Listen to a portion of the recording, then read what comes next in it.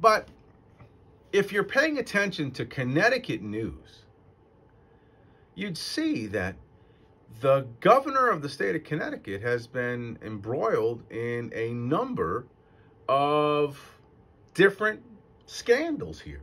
There are scandals popping up almost every single day. Now, his name isn't necessarily named in every single scandal, but he is in charge.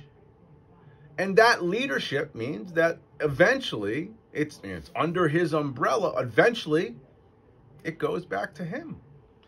So whether it's a sinister deal with what appears to be no-bid contracts, or a shady deal happening at the port down here in New London, or some sketchy things happening in this part of the state, or very sketchy things happening over there, eventually it all goes back to the commander-in-chief of the state. And in this case, it's Governor Ned Lamont. And here you are, 7 months away, 8 months away from the election. And every day you've got a new scandal that's popping up under his watch. And that tells me it's one of a couple of different things. Either you are enabling poor behavior and corrupt behavior within your administration. Either you're enabling it, which means that you are giving it the Ned Lamont stamp of approval, or you're oblivious to it, which means that you don't really know what's going on around you, which, depending upon where you sit, is worse than the first. Or you're such a bad manager, you have surrounded yourself with corrupt individuals who have been able to keep themselves insulated on some of the stuff that's going on. And from you. It's a combination of some of those. Either you're negligent or you're in on it. Hate to say it that way. How else could it come to be 3 years in where this is the case, where every day there's another scandal, right? That's where we are every day. Something else. If I just click on different links here in the state of Connecticut, I mean, the Capital Report has a dozen, before the even headlines, a dozen stories surrounding Ned Lamont and the administration with scandal involved. I mean, a Connecticut scandal born out of complacency and neglect. I didn't even read this yet. It's exactly the same thing I'm talking about right now. Kevin Rennie wrote this. It's the same exact thing. I didn't even see this headline yet. So a lot of us are on the same page.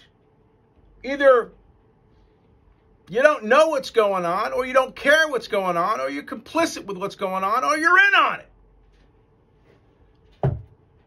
And how do you... I mean, I can go back to what we talked about originally. Me, Tony D, back a year and a half ago. The beginnings of this. The budding infancy of some of these scandals.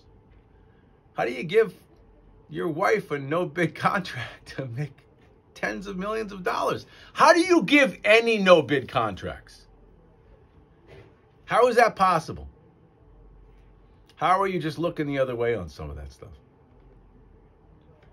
I mean, there have been reports that there's one company in particular that, I think got 90%, 85, 90% of the work in one area.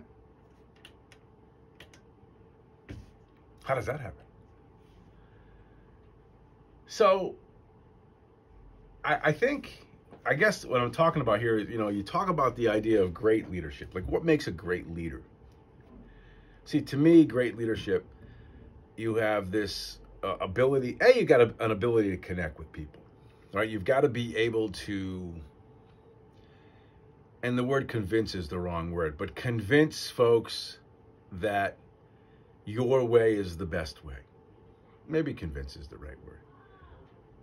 But you've also, to me, to be a great leader is you've also got to surround yourself with folks who know more than you. You've got to be comfortable in your own skin that you're good at some things, but other folks are better at some things. So great leaders are not afraid that, they may be usurped by someone that they put in and around them, right? So you've got to be able to call on all these different intellectuals to solve problems. Do you get the sense, right, that in the Lamont administration, or God, in the Biden administration, that anybody is sitting around a mahogany desk, a bunch of intellectuals trying to fix stuff? Chances are that's not happening. Great leaders will do that. And they'll delegate authority. And they'll give people responsibility to do things and to handle things. But if they fail in those responsibilities, of course, the leader will bear the brunt of any criticism, and then you'll get rid of that person that can't do the job and put somebody else in there. I mean, leaders are not perfect. Perfect leaders are not perfect. Or great leaders are not perfect. Nobody's perfect. People make mistakes. It's when you make a continued string of mistakes and not learn from your mistakes that people start to say, hey, wait a second, this is just, this is sort of borderline insanity. We're doing the same thing over and over again, expecting a different result. That's not going to work. Or in the case of, in the case of Ned or even Joe Biden. Now, see, people have convinced me, not convinced me, that again is the wrong word.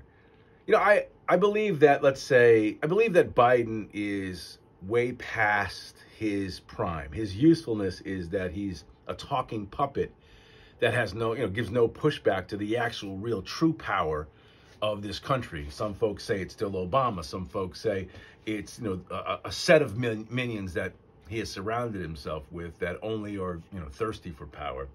Ned, whether or not it's this simplistic approach to some of this stuff, or again, is it malice? I don't know. Don't have an answer for that. But, in the grand scheme of things, leaders, great leaders, or in particular, great political leaders, are doing things for the betterment of their country. There's right. You want to make the world better when you're done serving. Do you think that the world is better after Biden's going to serve his 4 years, or Ned after his 4 years? Do you think the state's better? Man. But leadership is setting an example and doing it, right?